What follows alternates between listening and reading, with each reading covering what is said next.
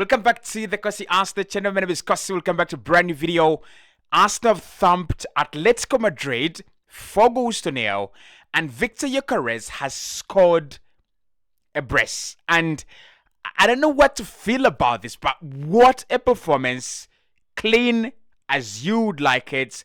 It has every ingredient of an Arsenal team. Set pieces, your striker scoring goals, a Champions League performance that for me is 100% perfect. Let me know in the comment box below who was your man of the match. Arsenal look incredible. And I said this over the weekend. There are games that you don't win because you're looking good, but the games where you win where you look good. And in this game, Arsenal absolutely looked good. We really looked good. And if there is anyone out there that is doubting the capability and the ability of this Arsenal team, that is what they can do. Defensively, the best team in Europe. And offensively, we can go and do the job as well. That is why we spent 300 million in the summer. Victor Gyökeres onto the score sheet. We're going to talk about the goals. We'll talk about Gabriel Magalhaes again. Again, this guy, it's now becoming a routine. It's now becoming a custom that every single season, he's onto the score sheet like he's a striker. He's a bloody defender. We'll talk about Gabriel Martinelli improving so much. This campaign deserves a shout out as well. And of course, Lewis Kelly. That run from Miles Lewis Kelly reminds us of why Miles Lewis Kelly is still one of the best favorite players for Arsenal fans from last campaign. So, who was your man of the match? I am just going to give it for Victor Gyökeres because when it comes to Victor Gyökeres, I think, you know, his confidence was running low. It was starting to run low. He was going into about 6 or 7 games without a goal. He's playing a lot of minutes, and it is so frustrating for a striker. You're doing a lot of the right things, but you're not scoring. So for you to get the brace against an opposition like Atletico Madrid, it is morale boosting. So for me, man of the match, I'm giving it to Gyökeres. I won't be surprised if you guys gave it to anyone else. I won't be surprised if you guys chose someone else. I'm going to go for Victor Gyökeres. I think he deserves it. He lifted himself, got himself in the right position, and finished off those chances like he has to do. And for me, the goals signify Arsenal having a number 9. Like, they don't have to be beautiful. They don't have to be glamorous. They have to be finishers that put the ball in the back of the net. And that is what Victor Gyökeres has actually done tonight. Now, let's start off with the performance generally. In the first half, I thought, you know, Arsenal really tried a couple of things, and it wasn't a bad performance, but it was a 50-50 performance actually. And Atletico Madrid had a chance to lead at half time. They had a chance to go ahead in this game. I think there was a shot that rattled the bar from Julian Alvarez that was very close in the second half, very earlier on in the second half. There was I think they had a chance with Giuliano as well. So they had a couple of chances. It wasn't a game where Arsenal were totally dominant, right? And the result obviously says something very different. But why I want us to talk about this performance, it is the opposite of what we have seen in the last few games against Arsenal. Set pieces and wins, right? Against Newcastle, set pieces and you win. Ugly, cringe, uncomfortable. Against Fulham, a set piece, you win. 1-0. Ugly, cringe, uncomfortable. And then you come into this game, and if you remember my prediction, I said Arsenal would win this game 2-1, but I was very unsure. I was like, this is ATM. This is Diego Simeone. They will defend well. They will attack. They will create chances. And it's going to be a chaotic game. Well, it wasn't a chaotic game. It was a game where we kind of, dominated the outcomes. We deserved to win.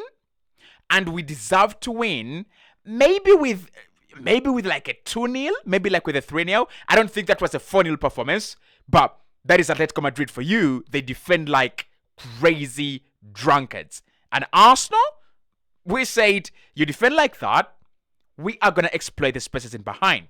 So what I like about this performance, and what you will like about this performance, or what all of us liked about it, it shows us the real Arsenal, right? Arsenal is not about, defending and scoring set pieces and running away with points, because that is uncomfortable. It then becomes a question of, can we sustain this? But that performance, actually, all the performances Arsenal put up in the Champions League, they're performances that tell you something. Against Olympiacos, 2-0, very comfortable. Against Atletico Bilbao, 2-0, very comfortable. Against Atletico Madrid, 4-0, very comfortable. So it means that Arsenal can score a lot of goals, and Arsenal can also win games in very, very comfortable states. That is important. That is very, very important for me, right? And I don't know how many Arsenal fans would prefer to win in any way, but I really prefer winning games comfortably. I want that 2-0 win, that 3-0 win, that 4-0 win. It creates that kind of confidence in me. As we go into the weekend game, I can sit here and tell you, Arsenal can beat Crystal Palace 3-1, and then we can beat West Ham 4-0, and then we can beat Brentford 4-0, and we can beat Burnley like 5-0, because I draw that confidence from such a performance. And it was a performance that characterized every aspect of this Arsenal team. So, what are the main key aspects of this Arsenal team? One, set pieces. We have a set piece goal from Gabriel Magalhaes. We have another set piece goal. I think it's Gyökeres. Yeah, it's Victor Gyökeres, right? Gabriel nods it back, and Gyökeres just slashes it home. Then, the defensive prowess of the team, obviously. That is one of the key points you look out for when you're watching Arsenal. And again, we managed to some point to suppress Julian Alvarez and that ATM attack, the likes of Guglielmo. We managed to keep them quiet. We managed to keep them at bay. And then you have that dominance, being on the ball, winning it back, quicker, and just make sure that you don't lose it. So it was action-packed, but it brought out the best of Arsenal. It brought out what we know about this Arsenal team, and I love it, and I hope you guys loved it as well. But let's talk about Victor Gyökeres. He scores a brace, and the goals that he actually scored tell us something about his adjustment as a striker, and they kind of show us the future of Arsenal with Gyökeres and what we're going to be getting. One of my key problems with Gyökeres, and I said this over the weekend, has been positioning. And today, the 2 goals that he scores come from being in the right areas at the right time. You don't need to do much when you're playing with Gabriel Magalhaes, and you're playing with Saka, and you're playing with Martinelli, and you're playing with Martin Zubimendi. You don't need to do much. In fact, prior to scoring goals, before he scored, he had a very good chance. I think it is Martin Zubimendi that kind of slides the ball into that defense, and then Gyökeres is like tiptoeing to get onto the ball, but Jan Oblak comes out and makes a very good save. So the question on positioning has been a big one when it comes to Victor Gyökeres. Can you get into those positions, into the right positions, so that by the time, if the ball ricochets, you can rebound? If the ball is played into the penalty area, you can take advantage. And that's what we saw today. And I want to see more of that. I want to see more of a center forward. I want to see center forward goals. When you think about the best center forwards in Europe, that is Haaland, that is Kane, that is Robert Lewandowski. They will score the glamorous goals. They'll score the beautiful goals. But many of the goals, you'll find that half of their goals, or even more than half, comes from those tap-ins. It comes from those rebounds. It comes from those close headers, right? And Gyökeres needs that, because you have players like Eze, Zubimendi, Saka.